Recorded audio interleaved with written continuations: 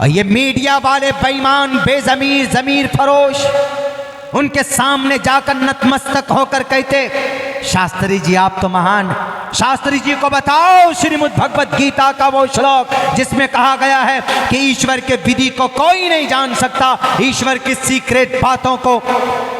न संद्रूषी तिष्ठति रूपमस्या न चक्षुषा पश्यते, न चक्षुषा निगाहों से देख नहीं सकते, पश्यते कश्चनैनम न संद्रूषी तिष्ठति रूपमस्या न चक्षुषा न पश्यते कश्चनैनम। बताओ अपने शास्त्री जी को। और धीरेन्द्र शास्त्री साहेब, आप लोगों को बेवकूफ बनाकर मीडिया वाले इज्जत से सवाल करते हैं। आपसे कभी किसी ने सवाल नहीं पूछा होगा, आप दिमाग को कैसे पढ़ लेते हैं, आप कैसे ये चमत्कार करते हैं, आप भाई के बारे में कैसे बता देते हैं। अरे उनके अतीत को जाकर के देखो, उनके पसे पुष्ट जाकर के देखो, वो सारा स्क्रिप्टेड होता है, सारा लिखा लिखाया होता है, सारे प्लान होता है। एक लड़की ने आकर के कहा ये ट्रिक है माइंड रीड करना, ये ट्रिक है, एक स्टडी है, एक हुनर है, एक जादू है, ये कोई चमत्कार नहीं है, मेहनत करके विज्ञान है, उस कला को सीखा जा सकता है, लेकिन उस कला का इस्तेमाल करके लोगों को बेवकूफ़ बनाना। लेकिन मेरे भाइयों, गुस्सा इस बात पे हमें आता है और आपको भी आएगा जब उससे किसी ने कहा कि शास्त्री जी ये बताइए, अच्छा एक बात ये बताइए कि राम लल्ला का तो बन गया मंदिर, राम मंदिर, अब यहाँ पर कृष्ण जी का कब बनेगा, बांके बिहारी का मथुरा में कब बनेगा। तो पता उनका बयान क्या था? उनका बयान ये था कि हम सुनो, सुभाष चंद्र बोस ने कहा था कि तुम हमें खून दो, हम तुमको देश की आज़ादी देंगे। लेकिन वो शास्त्री जी कहते हैं, वो शास्त्री जी जो गैर मौजू बात कहते हैं, उन्होंने क्या कहा कि लोगों तुम हमारा साथ दो, हम तुमको हिंदू राष्ट्र देंगे, ये कहा। मीडिया वाले आज तक कुछ नहीं बोले। वाह, बहुत अच्छी बात कही। आज तक वाले, एनडीटीवी वाले भी, अब इंडिया टीवी वाले भी, एबीपी वाले भी, कि तुम हमारा साथ दो, हम तुमको हिंदू राष्ट्र देंगे। हम ये कहते हैं कि तुम हमारा साथ दो, हम इस देश को जन्नत बनाएंगे, ये बोलना था आपको। अगर हिंदू राष्ट्र बनाना था इसको, तो पूछो ना आप अपने भगत सिंह से कि क्यों अंग्रेज की गोली खाकर चले गए, आप शहीद हो गए। क्या हिंदू राष्ट्र बनाने के लिए?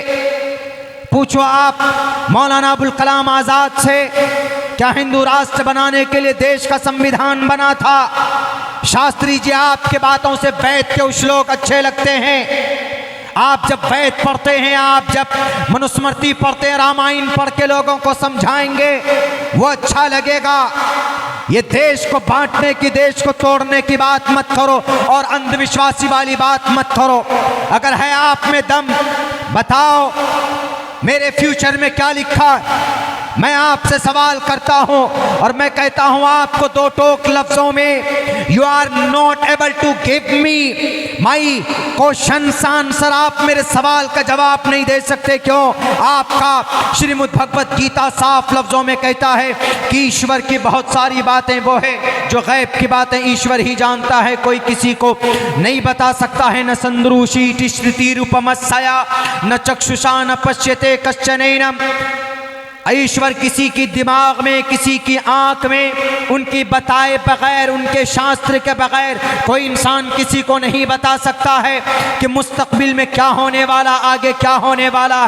साफ साफ लफ्जों में मना किया गया है। शास्त्री साहब पढ़िए आप अपने ग्रंथ को, उसके बाद आप अपने मंच पे बैठिएगा और लोगों को बेवकूफ़ बनाइएगा और हिंदू राष्ट्र या मुस्लिम राष्ट्र की बात कीजिएगा।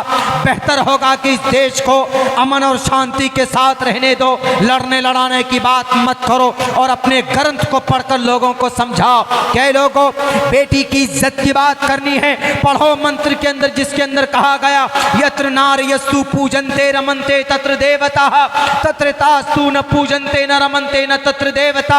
आप तो शास्त्री जी हैं, ये मंत्र पढ़कर बताओ ना समाज की बेटियों को, ताकि श्रद्धा जैसा कोई मामला सामने ना आए।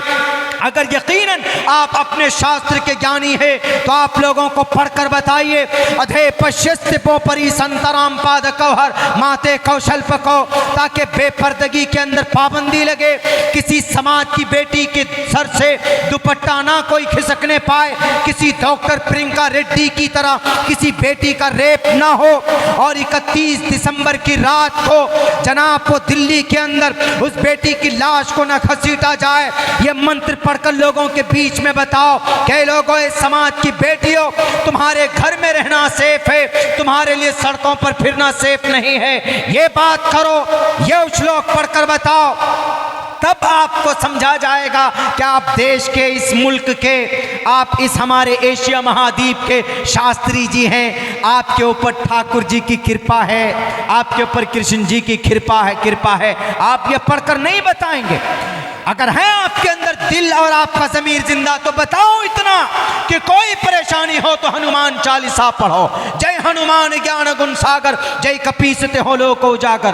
कोई काम अच्छा करते हो तो शुरू करो उससे, गायत्री मंत्र से, ओम भूर्भुवः स्वः तत्सवितुर्वरेण्यं भर्गो दिवस्य धीमहि धियो यो नः प्रचोदयात्, तो कुछ फायदा होगा। ये मंत्र पढ़कर बताओ। ये मंत्र तो आपको आते नहीं है, सिर्फ पर्चा बना लेते हो और कहते हो कि हमने चमत्कार कर दिया, हमने चमत्कार कर दिया। ये मेरा चैलेंज है आपको। अगर आप यकीनन चमत्कारी बाबा है, बताइए मेरे कितने भाई बहन, बताइए मेरे अब्बा का क्या नाम, बताइए मेरी अम्मी का नाम, मेरी दादी का नाम बता दीजिए, बस मेरे दादा दादी का नाम बता दीजिए। मैं आपके मजहब को, मैं आपके सनातन धर्म को आपके हाथों पर बैठकर कबूल करने के लिए तैयार। बताइए आप। You are not able to explain my answer, my question, नहीं बता सकते आप। खुदा के वास्ते शास्त्रों को पढ़कर लोगों को अच्छी बातें बताइए। मैं बहुत बड़ा फैन हूँ एक ब्रह्मा कुमारी, शिवानी ब्रह्मा कुमारी, मैं बहुत बड़ा फ़ैन हूँ उनका। फ़ैन इसलिए कि धार्मिक बातें करती है, श्लोक्स पढ़कर बताते हैं लोगों के लिए जो भला हो, जिसमें वो पढ़कर बताती है। कभी झगड़ा नहीं करती वो, कभी झगड़ालू बातें नहीं कहती वो एक सन्यासी है, शादी नहीं कि उन्होंने। जब हम पढ़ते थे बेंगलोर में, उस वक्त से उनकी स्पीच हम लोगों को हमारे टीचर सुनाते थे। इंग्लिश बहुत अच्छी बोलती, बहुत खूबसूरत अंदाज में, बहुत अच्छी बातें बताती। अगर आप परेशानी में हैं तो आपको क्या करना है, कुछ मेडिकल एतबार से, साइंस के एतबार से वो कुछ अच्छी बातें बताती। बहरे कैफ गैब की बातें, गैब की खबरें सिर्फ अल्लाह तबारक व तआला को है। वमा तदरी नफ्सुम बिअय्यि अर्ज़िन तमूत, कुरान में अल्लाह ने क्या कहा, इंसान कहाँ मरेगा पता नहीं। हाँ, इंसान वहाँ जाकर ज़रूर मरेगा जहाँ मरेगा अल्लाह ने वहाँ की मट्टी उसके खमीर में डाली है। जहाँ की मट्टी इंसान के बदन में है, इंसान वहाँ पहुँचकर मौत आएगी उसको। देखते हैं ना बहुत से लोग, कोई सऊदी अरब में मर जाता है, कोई कतर में मर जाता है, कोई कलकत्ते में जाकर मौत आती, किसी को बांग्लादेश में मौत आ जाती, कोई बाहर चेन्नई में, बेंगलोर में, कोई हैदराबाद में मरता है। क्यों? जहाँ आदमी मरेगा वहाँ की मट्टी अल्लाह ने उसके बदन में डाल दी। लेकिन ये सिर्फ ज्ञान, ये खबर किसको है? अल्लाह को। वमा तदरी नफ्सुम बिअय्यि अर्ज़िन तमूत, इंसान कहाँ मरेगा ये सिर्फ अल्लाह जानता है। उसके बाद फिर क्या कहा अल्लाह तबारक व तआला ने, इन्नल्लाह अलीमुन खबीर, अल्लाह जानने वाला है, अल्लाह जानने वाला, अल्लाह खबर रखने वाला है। अल्लाह के अलावा किसी को कोई खबर नहीं। यहाँ तक कि अल्लाह के नबी अलैहिस्सलातु वस्सलाम को जब तक अल्लाह तबारक व तआला वही के ज़रिए से ख़बर न दे दे तो अल्लाह के नबी अलैहिस्सलाम को भी पता नहीं चलता था। परेशानी के आलम में एक मर्तबा जब आप बैतुल मक़दिस गए, वाक़े मेराज का तज़किरा भी सुना होगा क़ारी साहब की ज़ुबानी। आप जब बैतुल मक़दिस पहुँचे, वहाँ से जब मेराज का सफ़र करके जब आप आए तो आपने मक्का वालों से कहा कि लोगों, मैं बैतुल मक़दिस भी गया हूँ, मैं जन्नत व जहन्नम का सैर करके आया, पहले दूसरे तीसरे चौथे आसमान से घूम करके मैं आया। तो अबू जहल और बाकी दूसरे कुफ़ार ने, मुशरिकीन ने कहा, अच्छा आप होकर के आ गए बैतुल मक़दिस, चंद सेकंडों में, हम लोगों को तो कई हफ्ते लग जाते हैं और आप रात रात में घूम करके आ गए। अच्छा एक काम कीजिए, बताइए तो बैतुल मक़दिस में कितनी खिड़कियां हैं, कितने दरवाजे हैं? तो अल्लाह के नबी अलैहिस्सलाम फरमाते हैं कि उस वक्त मुझे इतनी दिक्कत हुई, इतनी परेशानी हुई कि मैं जलील होने वाला था, मैं रुस्वा होने वाला था।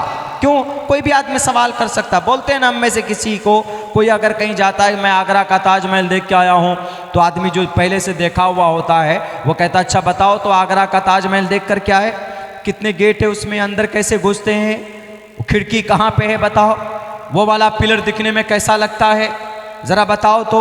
आगरा का ताजमहल, उसके चारों मीनारें जो चारों तरफ वो ऐसे झुके हुए, नहीं ऐसे झुके हुए बाहर की तरफ, ताकि आंधी तूफान आए गिरे तो ताजमहल महफूज रहे, वो बाहर की तरफ नीचे की तरफ गिर जाए, अलग गिर जाए। तो कोई आदमी कह सकता है कि ज़रा बताओ दिखने में कैसा लगता है। जो जाएगा वही बता सकता है कि ताजमहल दिखने में कैसा लगता है, कौन सा गेट कैसे है, कौन सी खिड़कियाँ कहाँ है, कौन से दरवाजे कितने लंबे चौड़े हैं, वो अनजान आदमी नहीं बता सकता। अब लेकिन कोई जाता है तो उमूमन कभी कभी ऐसा होता कि गौर नहीं करता क्या है नहीं है। एक मर्तबा गया, सरसरी नज़र देखा, अरे ये ताजमहल है, वाह क्या खूबसूरत है देख करके, लेकिन ये फिक्र, ये ध्यान नहीं देता है कि दरवाजे कैसे बने हुए हैं, कितना चौड़ा है, खिड़की कैसी है, कोई नहीं करता। तो अल्लाह के नबी अलैहिस्सलाम ने जब सवाल किया, कुफ़ार मक्का ने, मुशरिकीन ने, अबू जहल ने और अबू लहब ने भी, अल्लाह के नबी आप घूम करके आए ना, ज़रा बताइए तो बैतुल मक़दिस में, मस्जिद अक़सा में दरवाज़े कितने, खिड़कियाँ कितनी? अल्लाह के नबी फरमाते हैं कि मुझे इतनी तकलीफ़, मुझे इतनी परेशानी हुई कि मैं रुस्वा और ज़लील होने वाला था, उससे पहले इतनी तकलीफ़ कभी नहीं हुई। तो अल्लाह के नबी अलैहिस्सलाम ने कहा कि अल्लाह तबारक व तआला ने मेरे पर्दे खोल दिए मेरे सामने से, मस्जिद अक़सा को मेरे सामने हाजिर कर दिया, बिल्कुल सारे पर्दे बंद, सारे पर्दे खोल दिए गए जो बंद थे।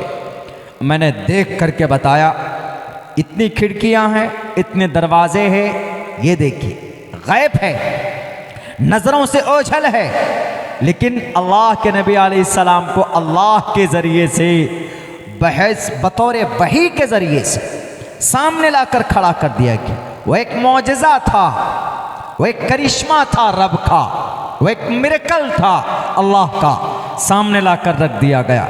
वरना अल्लाह के नबी अलैहिस्सलातु वस्सलाम जानते तो अल्लाह के नबी अलैहिस्सलाम कहते, कोई बात नहीं, मुझे कोई दिक्कत नहीं, मैं तुमको बताता हूँ। इससे साफ पता चलता है कि गैब की खबर अल्लाह को है और अल्लाह तबारक व तआला अपने रसूल और नबी में से जिसको चाहें उसको गैब की खबरें बता देते हैं।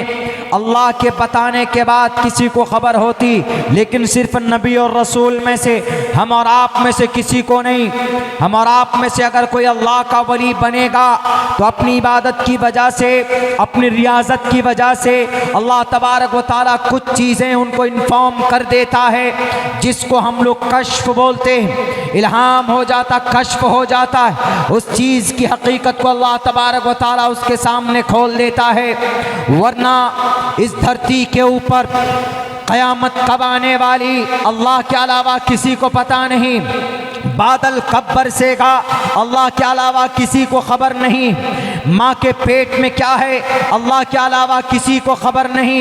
यानी उस बच्चे की तकदीर कैसी है, वो बच्चा नेक है, वो बच्चा बुरा है, कोई नहीं जानता। उसके बाद फिर इंसान कल होकर क्या करेगा क्या कमाएगा, कहाँ जाएगा, कौन सी हरकत करेगा, अल्लाह के अलावा कोई नहीं जानता। और इंसान मरेगा कहाँ पर, यह भी अल्लाह तबारक व तआला के अलावा कोई नहीं जानता। अगर वो कहते हैं कि मैं भविष्यवाणी, मैं चमत्कार करता हूँ, मुझे वाणी होता है, तो खुदा के वास्ते मैं दरख्वास्त करूँगा कि उनको पीएम की कुर्सी पर बैठाया जाए, ताकि आने वाले 100 साल की सारी गैब की बातें उनको पता चले कि इस देश में कब कोरोना आएगा। 1 साल पहले ही बता दे कि लोगों कोरोना आने वाला है, चाइना से टिकट बना चुका है। वो पिछले मर्तबा सफ़र हुआ था सन 2020 में मार्च में, अब दोबारा आने वाला है। टिकट कंफर्म हो गया उसका राजधानी से या फ्लाइट से, ताकि शास्त्री जी को पता चले।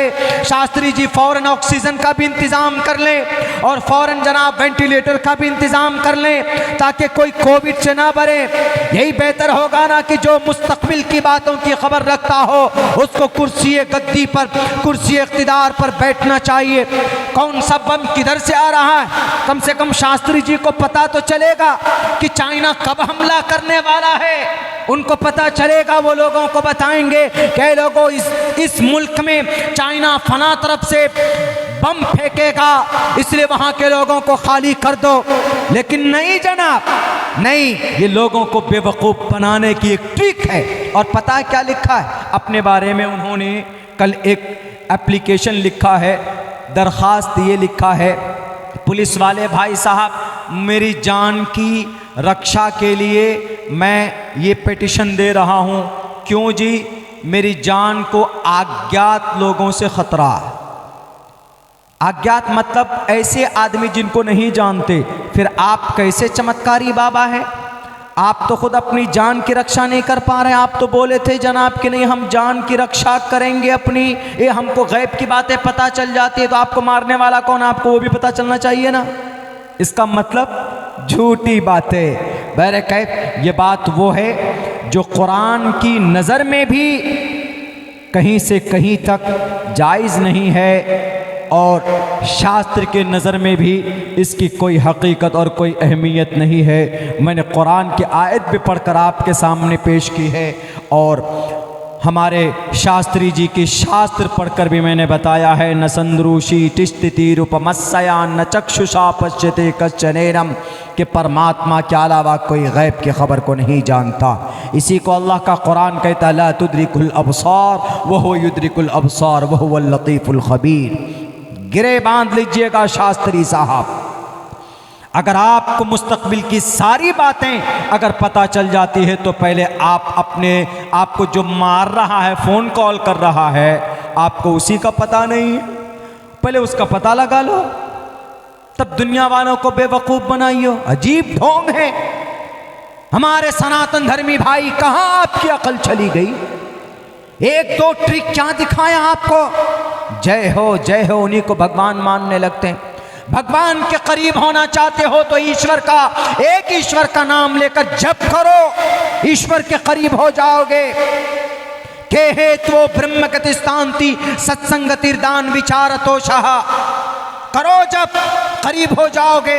अल्लाह के नबी अलैहिस्सलातु वस्सलाम अल्लाह के करीब हुए इबादत करके। सहाबाए किराम अल्लाह के हुक्म को मानकर सहाबाए किराम का खिताब मिला। हमारा कुरान कहता है साफ साफ लफ्ज़ों में, मेरे भाइयों, हमारे पास जो अल्लाह ने कुरान दिया हुआ। तीसरी बात का तज़किरा करता हूँ, 2 बात पूरी हो गई, तीसरी बात पूरी करके